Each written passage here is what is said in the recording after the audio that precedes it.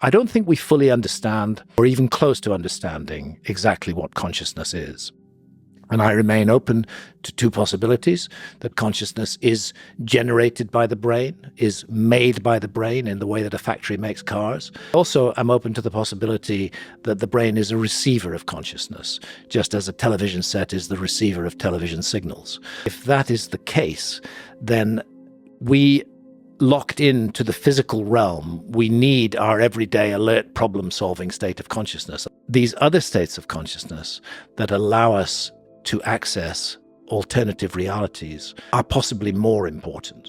It was reported after Francis Crick's role and his Nobel Prize for the discovery of the double helix that he finally got it under the influence of LSD. There's the classic example of Kerry Mullis and the polymerase chain reaction. He said he got that under the influence of LSD. So the notion that the alert problem-solving state of consciousness is the only valuable state of consciousness is disproved by valuable experiences that people have had in a visionary state.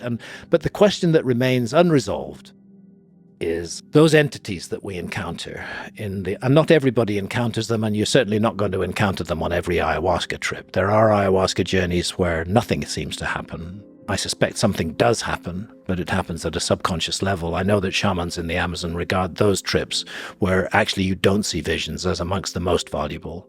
And they say you are learning stuff that you're not remembering, but you're learning it anyway. These sentient others that are encountered, what are they? Are they just figments of our brain on drugs? Or are we actually gaining access to a parallel reality which is inhabited by consciousness, which is in a non-physical form? And I'm equally open to that idea. I think that may be what is going on here with ayahuasca. But the other thing, there is a presence within the ayahuasca brew, and she is present both in ayahuasca and in yahe.